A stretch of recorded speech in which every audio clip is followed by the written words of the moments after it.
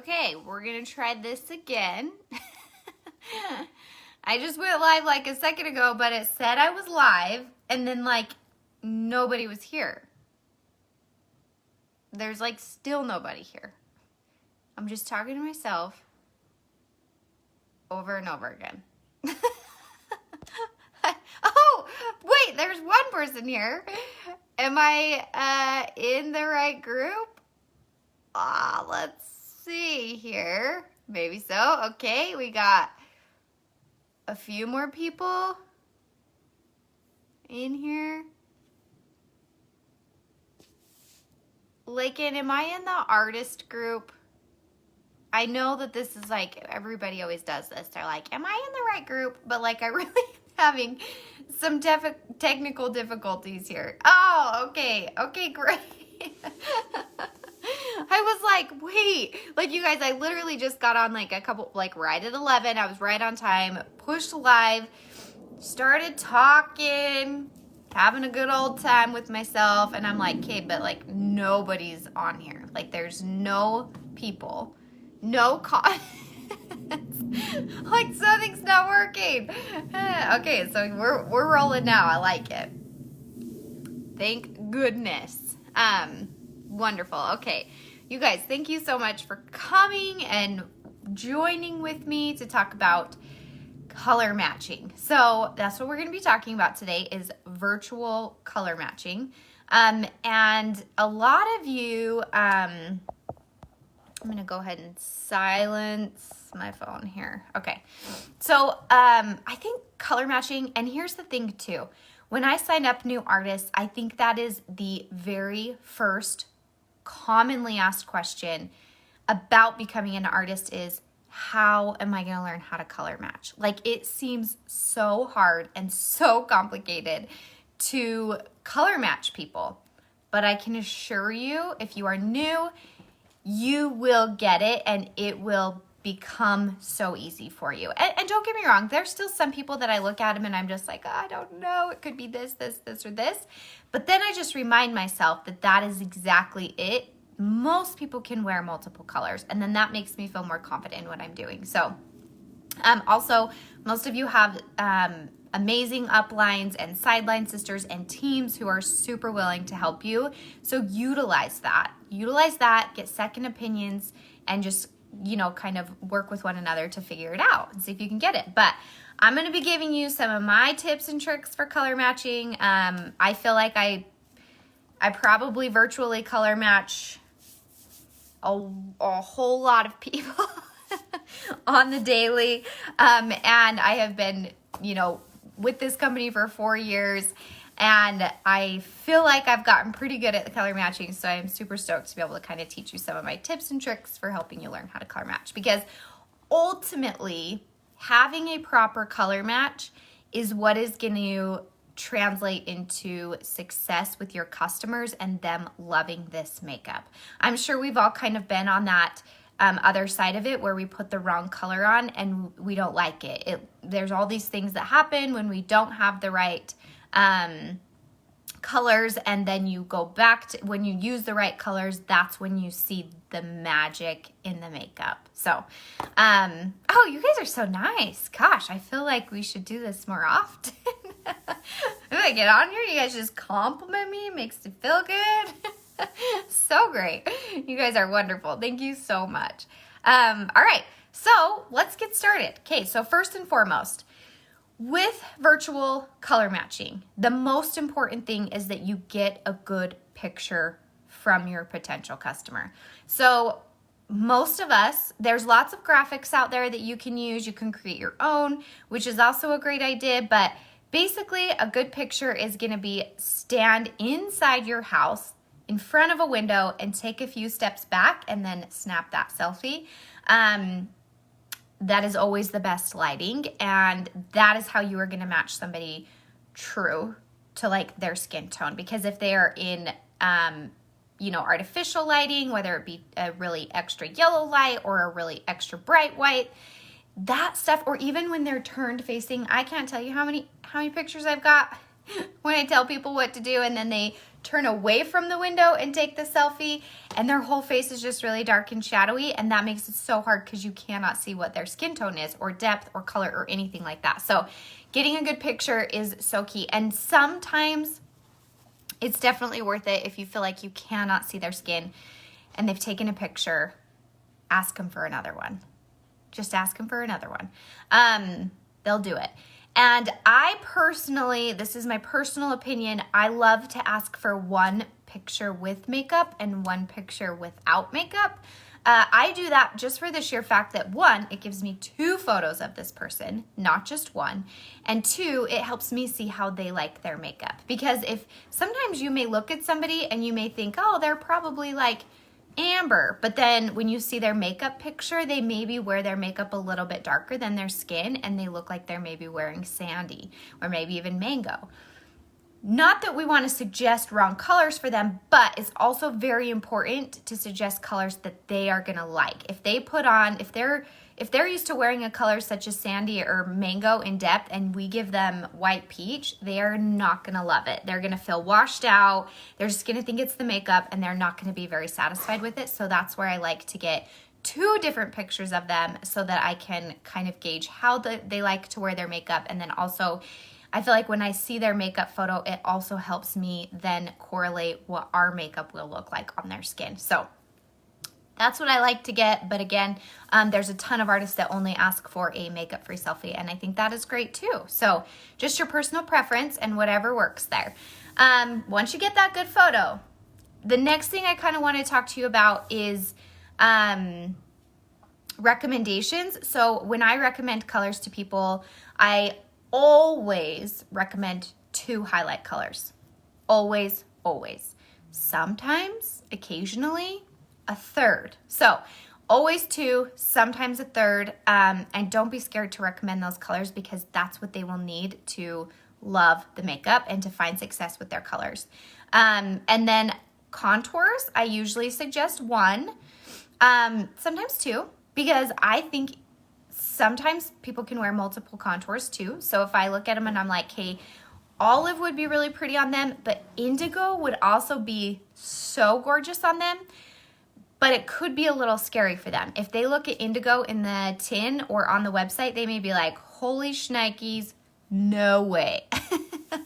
That's way too dark.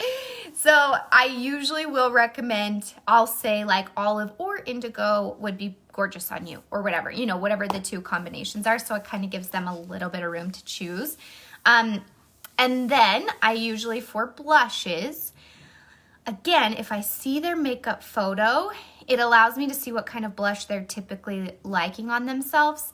And so then I will do a blush that's maybe kind of similar in tone. If they look like they wear peachy tones, then I will obviously give them, some recommendations of some peachy tones. And sometimes I just say, you really could choose any. I like to say you could choose any blush of your liking, or any lip and cheek of your liking. Some of my personal favorites are da-da-da-da-da-da-da. So then I give them a couple suggestions to choose from, and then they can kind of choose from there too. Because then that way they can choose what they like, what speaks to them, and then it's not just like, this is the blush you need, And then I also suggest brushes based off of application method. So I think, it's no secret that we all know that certain brushes give a different application. And so I like to, if I notice, again, this is where the makeup photo comes in handy. If they like a heavier coverage, I'm going to recommend a brush such as the Buffy brush or something that's going to give them a little bit more coverage. If they look like they wear a very light application of makeup, then I might go with something more like, the blend brush or the blush and bronzer brush. I also am really loving the 30-second hack brush, which is not called the 30-second hack brush anymore, but I think you know which brush I'm talking about. With the new brushes, which I love the new brushes and I love the soft bristles of the new brushes, but I have had to kind of switch around which brushes I'm using. But I love, love, love the bristles on all the new brushes because they are so soft on the skin. But I've actually really loved using I think it's called the 3D brush now. The 3D brush is amazing. The detail brush is amazing too. You guys, actually, all the brushes are amazing. This we all know, right? They're so good. But use, recommend a brush that you find that they will also like too. So, because I learned something shortly into my, what's the word? My business, I don't know. Yeah, my business endeavors with selling Saint, that you can never tell people or limit them to how much they spend. So basically what I like to do is I give them all the recommendations. I basically give them a plate, aka an email, full of everything that I recommend for them. Brushes, eyeshadows, all the colors, regardless of what they ask me for, I give it all to them, and then I let them choose what they want. So it's basically like going to a buffet and saying, here it is, here's everything, and then you get to pick and choose what you want out of that buffet. You will be surprised at how much that will increase your sales, because people like to be able to choose what they want. But also, if you're just saying, okay, you only need this, this, this, and this, that's all they're gonna get. They're gonna probably stop there, right? So I feel like giving them all the options, but then giving them the things that are the most key and what they really do need in order of importance is also gonna like help them figure out exactly what they need. So with getting started with the makeup. So I think that it's great to just give them all the recommendations and let them decide what they want to purchase from there. Because I do have to say, I mean, sometimes I get off on random tangents, but like to go with that, you guys, some of the people, I remember thinking in the beginning, the people that I thought would not spend money on makeup, like maybe they were very low maintenance, maybe they didn't wear a ton of makeup. I thought that they would spend very little on a compact and makeup, and they would be my ones who would spend the very, very most. And then my people who I thought would buy the most, like as in they love makeup, they're totally into it, they buy all the things, they're like, I just want to buy like 1 or 2 colors. I'd be like, well, this is so bizarre. So that's what I mean. Like, you just never, ever know. So don't limit them. Okay, so let's talk about the colors in order of depth. So when I taught this class for Dulce last year, I was able to use like my slides. But if you guys if you haven't found yet, and they're everywhere. I'm sure there's pictures right here in this Saint Artist group of like people's arm swatches with the highlight colors and the contour colors in order of like lightest to darkest, and then the contour colors. I think it's so great to really look at those and kind of study the colors, and make sure you learn the depth from lightest to darkest when it comes to the highlight colors. And then for contour, it really does help to see them kind of swatched out on the skin too, just so that you can see kind of what the tone is in them, and see what they look like. So those you can find, I'm sure, right here on this artist page. The ones that I had, I should have seen if I could figure out how to do this split screen business, but I don't know how to do it. Okay, let's get into actually matching them. So somebody sends you a photo, and instantly I think we kind of try to look at their face as like a whole. And I'm going to tell you right now, that's not what we're going to do.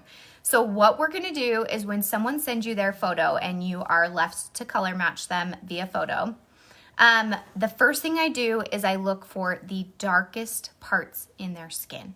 So when you're looking at their picture, instantly draw your eyes to the darkest parts of their skin. So whether that be they have deep dark red, rosacea or patchiness, though it's red, it's also dark. So it's also dark in color. Find the darkest spots. It could be melasma. They could have, dark spots of melasma. They could just even have a little bit of like a mask right here of some freckling. Whatever it may be, you're going to find the darkest part. And then you're going to match that. So you're going to find a color that will cover and equally match the darkest parts of their skin. So that could be anywhere, right? Like sometimes you're going to look at people and you'll be like, oh my gosh, this part of her face looks like mango.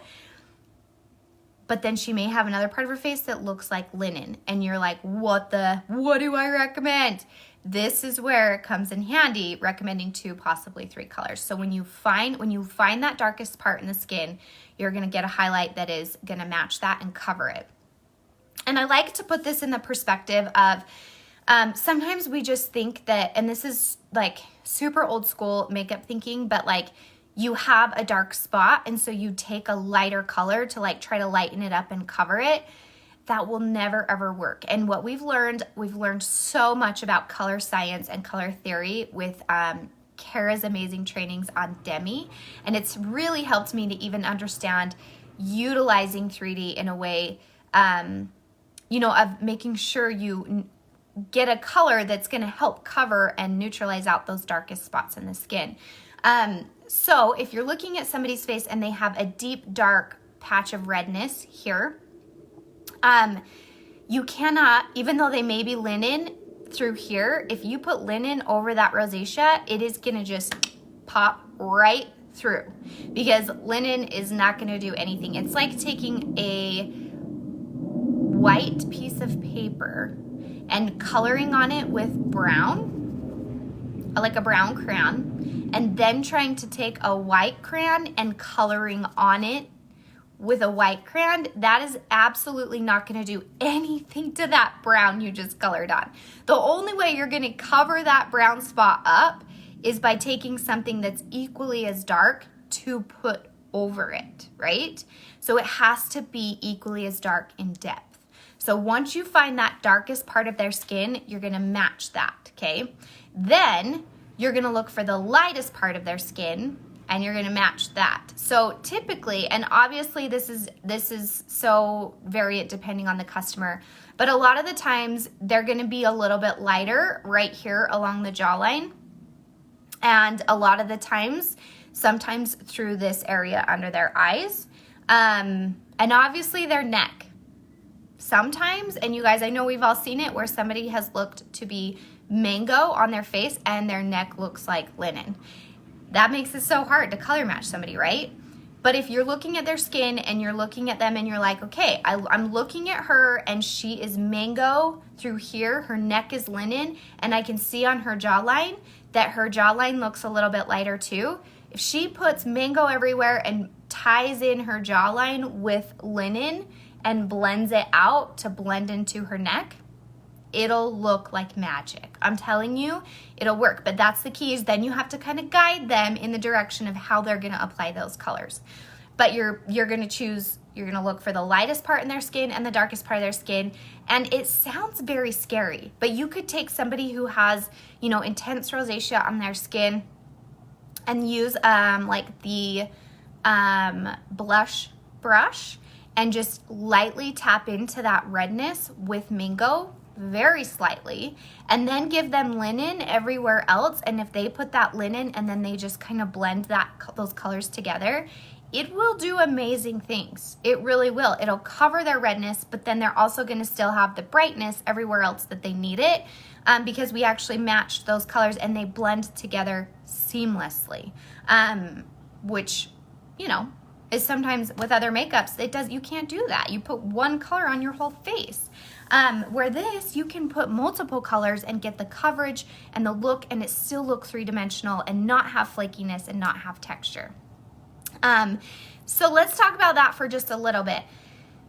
You will know if a color is too light for somebody, they will be experiencing texture. It'll enhance their fine lines and wrinkles. It could accentuate pores. Those are like the three things to look for when someone or when a customer is reaching out to you for help. If they are experiencing those three things, you know that their color is too light. You know it's too light. So the key then is to go a little bit darker. And I cannot tell you how common it is when you first start with this makeup to match everybody too light. They will not be getting the coverage that they want, all the things if the color is too light. And that's where, again, recommending two colors, a dark one and a light one, really makes the magic, because you have one that's light, that's going to lighten and brighten and match their tone, but you also have another color that's going to be darker, that's going to cover and kind of help camo and blend the things that they need to cover.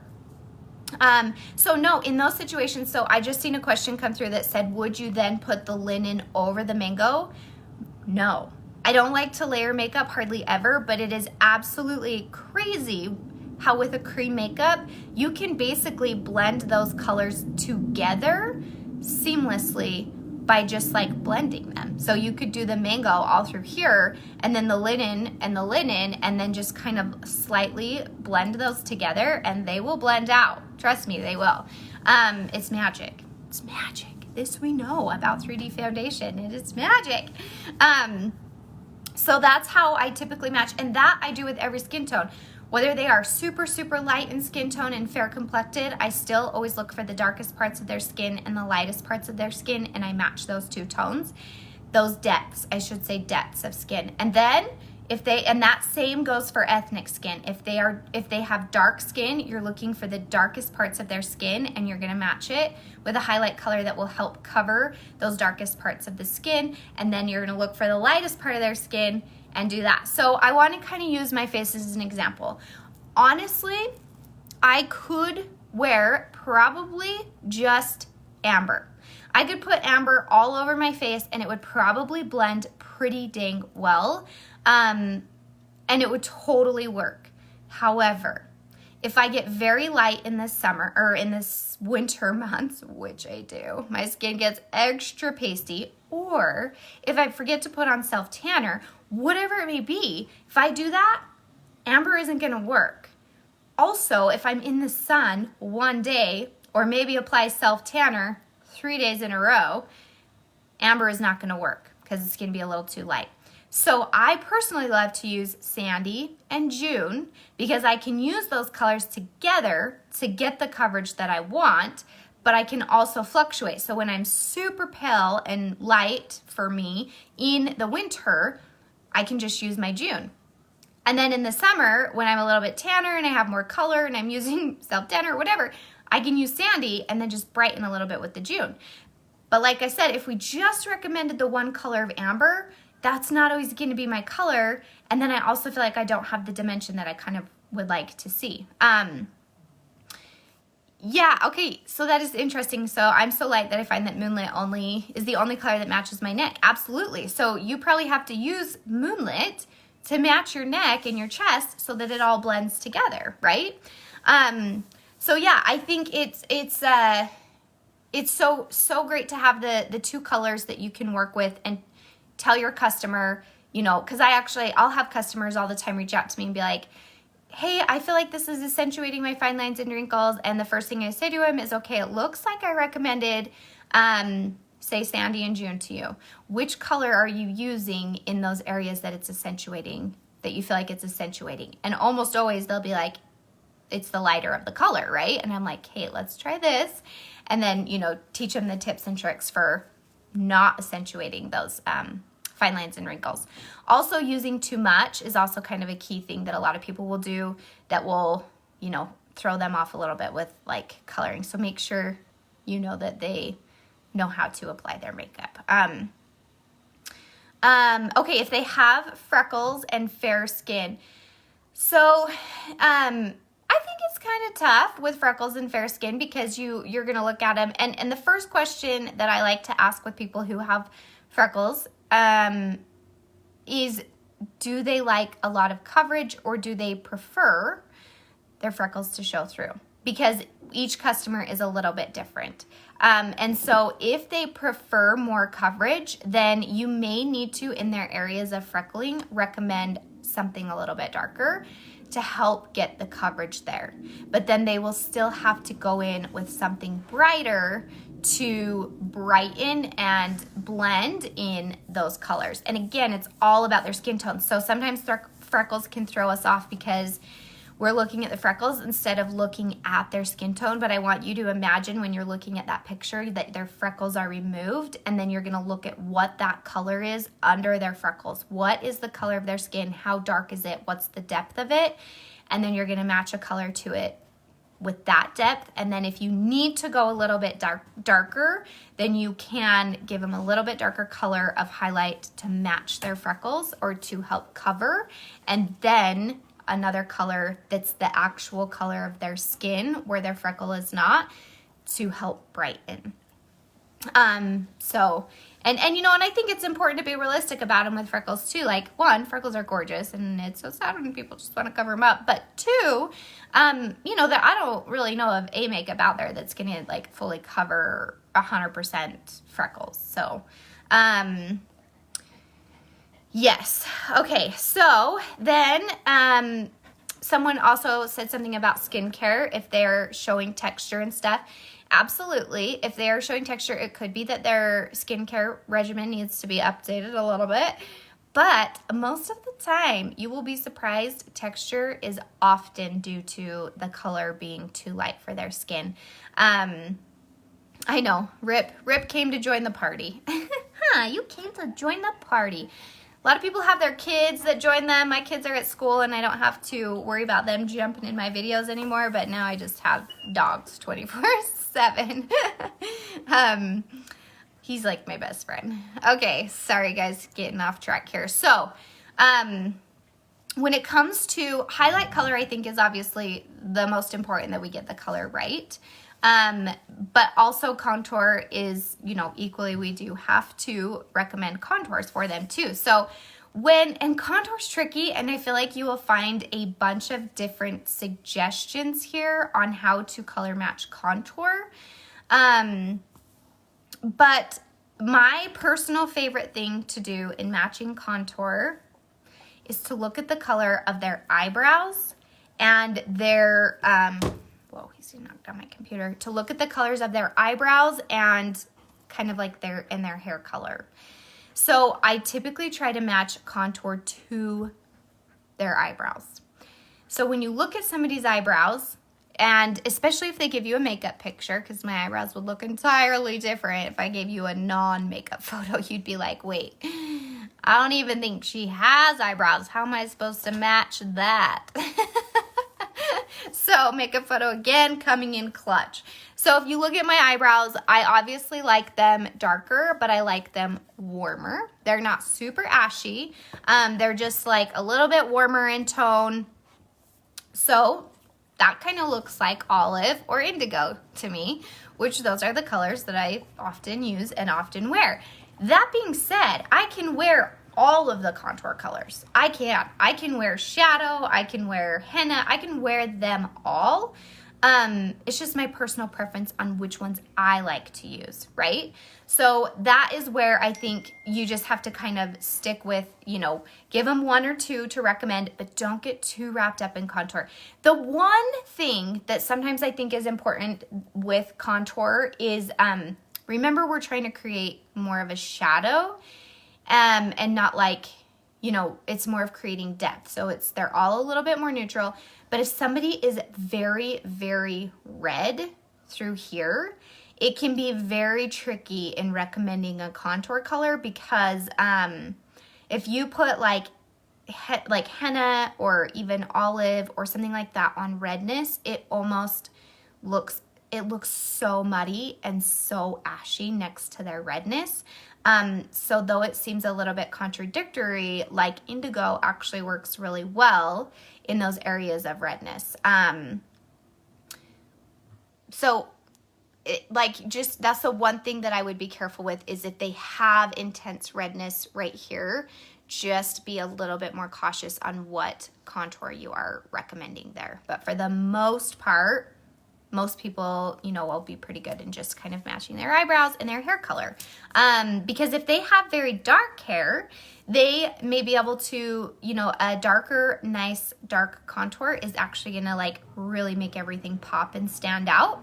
And then also, people are scared of contour. I feel like if you let people choose their contour, they will always choose walnut. Walnut looks very appealing on the website, but it's actually like probably one of the least recommended contours for my personal use just because it's too light. Anybody who orders it typically will be like, oh, I'm just not getting that 3D dimensional look that you're getting. And then I'm like, I know, well, we need to go, which contour do you have? Walnut. All right, well, let's go a little darker. So I think that, you know, don't be scared to recommend a dark contour because they can always be softened and blended out a little bit more. So, okay, let's see. I wish I could show you these photos. I have my slides here that I had put up for the Dulce convention, and I really wish I could show them to you, because it just helps you see, you know, and maybe they will do this when we're done. Saint, maybe they'll let us do this because I think it's so beneficial. I have one on my team page, but basically what I did is I had all my artists that were willing to, I had them post a before picture with no makeup in natural light and an after picture with their Saint 3D foundation in an obviously same lighting side by side, and then list in the comments what colors they use. And that is the absolute best thing, I feel like, when trying to gauge colors and skin tones, how to see how they all look different and what colors people use. So maybe if they'll do that, I'll text Natalie when I get off and see if I can do a post that says that, so that you guys can utilize that. So that, because I have one on my team page, and I think it's so helpful and beneficial because you can see their skin tone with no makeup on, their skin tone with makeup on, and what colors they're using. And it helps so much with the different array of skin tones and getting the coverage and all of that stuff. So let's vote for that. Let's do it. Okay, because that's what I had here, and that was, whoa, in my presentation I have all these beautiful photos right here of these lovely ladies and the colors that they used, and I just think it's so helpful. Okay, also, I think, yeah, I think that's kind of the basics of what I really wanted to touch on. Also, to know if a color is too dark, I think I skipped this. If a color is too dark on somebody's skin, often it just looks very yellow. So when they put it on and they blend it out, keyword there, blend it out. Because I can't tell you how many people will swipe a color on their skin and then they blend it, or they swipe it and they're like, this color's not right, Harmony. This looks so dark, this doesn't even match my skin. And I'm like, just, you know, take the blush, do a little blending, or the brush, do a little blending there, and it's gonna be golden, I promise. Sure enough, it is. But I think instantly when you swipe a color on the skin, it's more, you know, it's not blended. So you're seeing it at like in the full tone that it is, and they need to blend it out so that, you know, they can actually sheer it out a little bit because it's so pigmented. So, if they blend it out and it's on their skin and it feels too yellow, then the color's too dark. And then that's where they need to add a little bit more of the lighter color and all of that. Okay, so you guys hit me with your questions. How long have I been on here? 36 minutes, perfect. Hit me with your questions, let me answer them for you. So just remember, when you're choosing highlights, you're looking at the darkest part of their skin and the lightest part of their skin, and you're matching that. I try not to worry too much at all about neutralizing tones with 3D foundation. If you want to neutralize tones, Demi is where it's at. Neutralizing tones in the skin, if you want to see that work, you got to use Demi. With 3D foundation, we are just more creating coverage, which means matching those blemishes or problem areas or whatever it is that you're looking to cover, getting a color that's equally as dark to cover it. And then a color that's light enough that's going to blend it all into their skin like magic. If a contour pulls red, then you'll want to go to some of the more neutral to ashier contours. So again, kind of, I was telling you guys earlier, like I have this, there's this photo that actually came from the Saint, the Saint Facebook page, but you can see those contours on the skin. So if you're looking at someone's, if someone's like, oh, my contour is pulling warm, then they may need something a little bit ashier, like Shadow or Astoria or something, you know, just something that's a little cooler in tone. With summer coming, are you redoing colors or suggesting bronzer? So yeah, I always suggest a bronzer, always and forever, because I love bronzer. I'm a gal of the 2000s and I can't quit it. So I always recommend bronzer. But yeah, typically if I'm looking at somebody and I'm trying to match them for right now, I will err on the darker side of caution because we're going into summer. Also, quick pro tip here. Again, why I err darker a lot of the times than lighter is because if someone gets a color, a 3D cream foundation color match, and they put it on their skin and it's too light for them, they don't know it's too light because it does blend out still and looks great. But what they will instead experience is they're feeling washed out. It's enhancing fine lines and wrinkles. It's making their pores more noticeable. They're feeling more oily throughout the day. All those things will mean that the color's too light, but basically what they will then think is that it's just the makeup. They're like, it's just the makeup, you know? However, if you recommend colors and they're too dark, so say they put it on and they blend it out and it just is too dark, they will instantly know that it's too dark. They won't correlate any negative connotations with the makeup and saying that it's doing all these things. They'll just be like, hey, Harm, I'm pretty sure this is too dark. My face looks really dark. My neck is a lot lighter. Can we get me a lighter color? You betcha. We got an awesome exchange policy. Let's get that worked out for you. And so that's the key, is like sometimes if I am erring on like what to do, I always go a little bit darker because I do feel like they will know if the makeup is too dark, but if it is too light, they don't necessarily see that. They just have problems that they then think is because of the makeup, you know? So yes, I do go darker for the summer especially, and I do always recommend bronzer. Let's see, for under eye wake up look, I've noticed a lot of people use Sunlit. For someone who is very fair, would you still recommend Sunlit? So no, if you're fair, I would go lighter with something. In order to brighten under the eye, you have to use a color that's a little bit lighter and more brightening than your skin. So Sunlit is great for people who have medium skin tones, but even somebody who has very dark skin tone, Sunlit's not going to work great for them, because what Sunlit will do under this eye area to brighten is actually create texture and enhance things here that we don't want seen. So it is definitely kind of that brightening color under the eye is based off of like the depth of their skin and what to brighten with. Because if they're lighter, you know, linen could work as a great brightener. Moonlit could work depending on the level of their skin. Like if they are white peach, then maybe Moonlit would be the color to brighten with. You know, and if they're amber, then yes, Sunlit would work great. But if they are Icon, Sunlit's probably going to be way too light for them, and then maybe Wheat is going to be a better option there. So the brightener highlight, I personally choose the brightener highlight kind of based off of the lightest parts of their skin.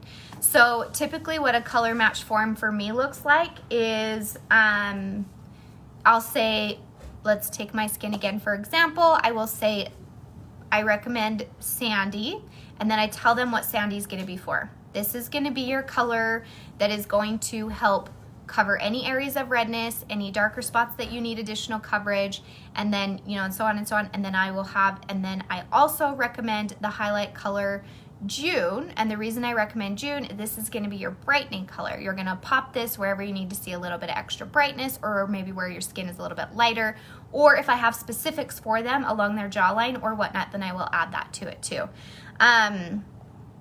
So yes, let's see. This may be a stupid question, but why do we apply a darker shade to the face if they have a freckle, and a lighter to the under eye area if dark? Okay, so no, it's not a stupid question. No such thing as a stupid question.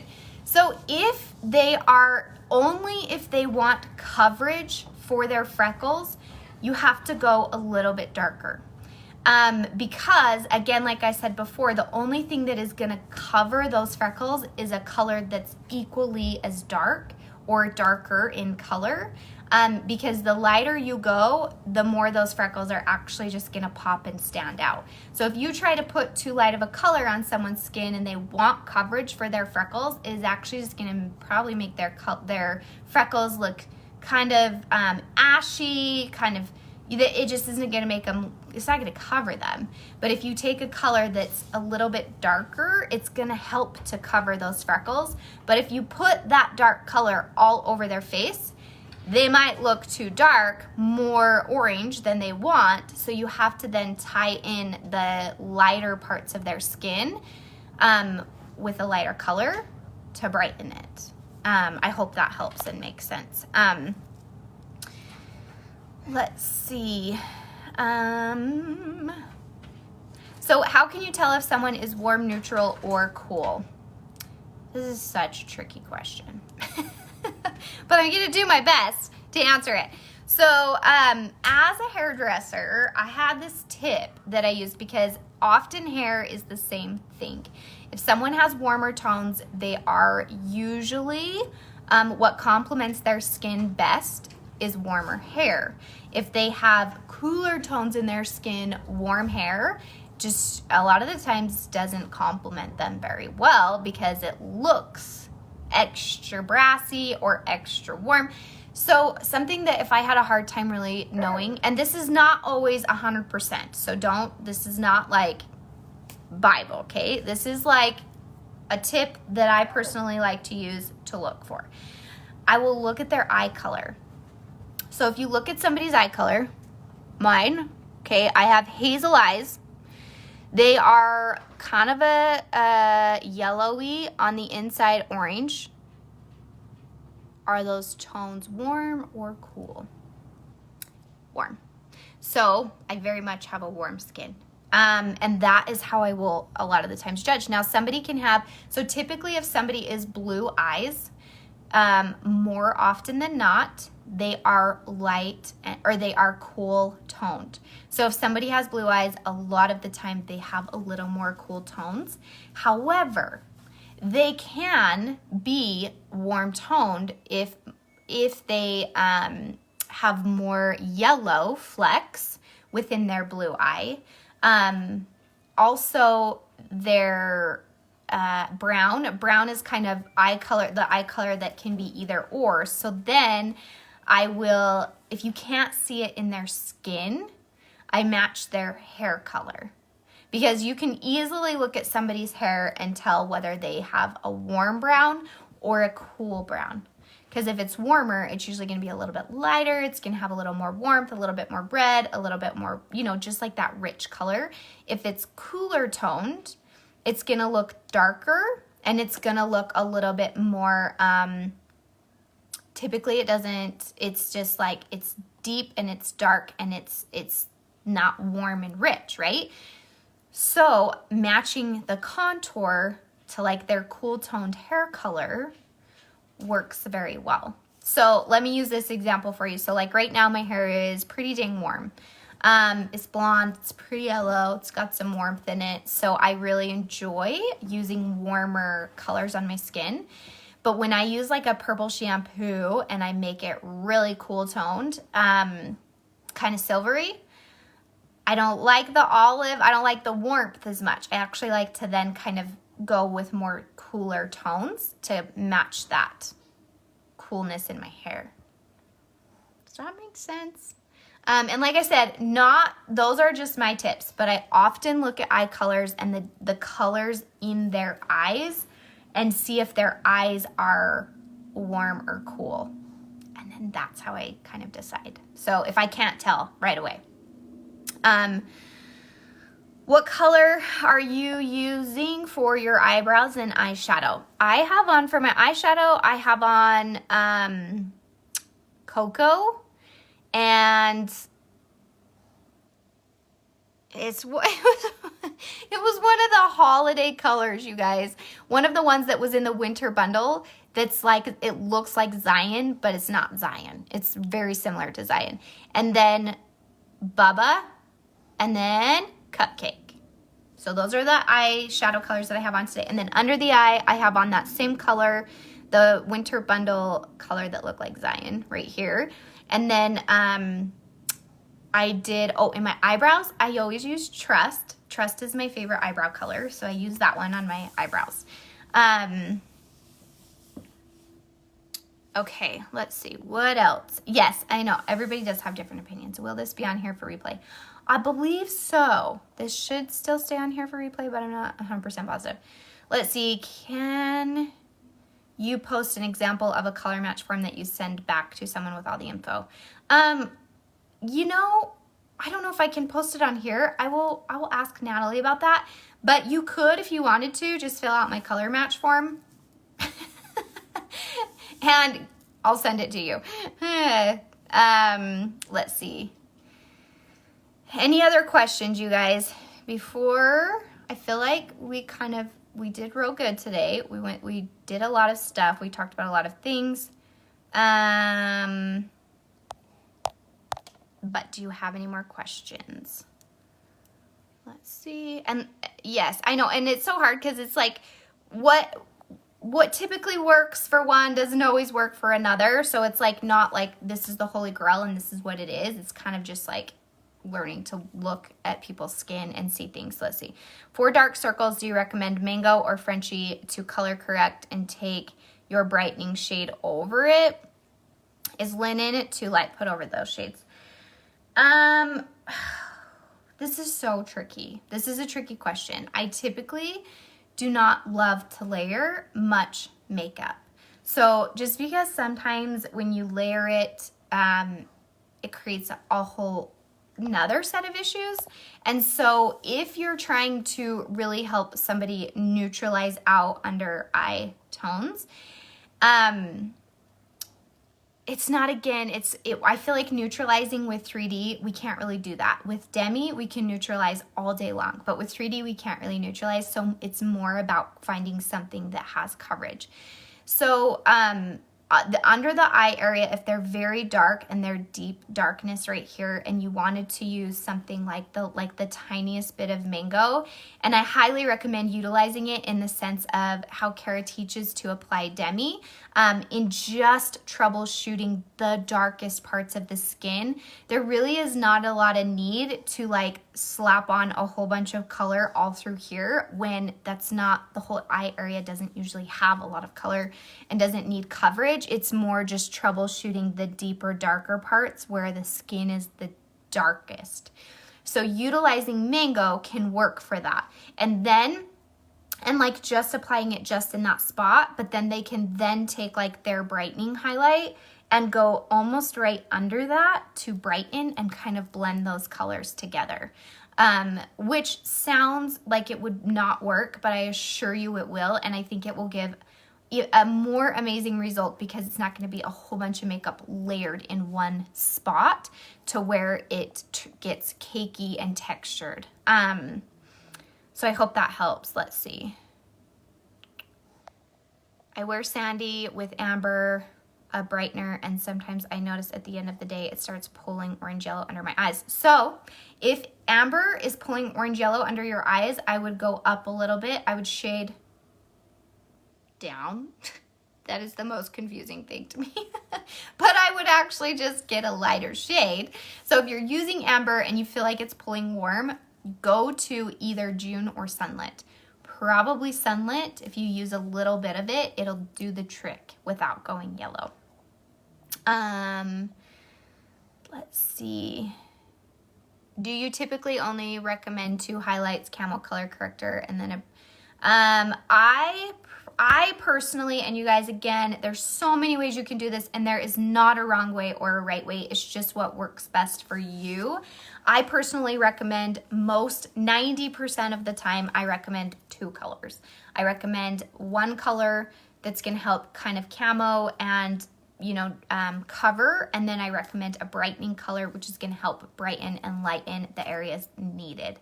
Occasionally, I will have somebody that needs 3 colors, and you will know when you have that person.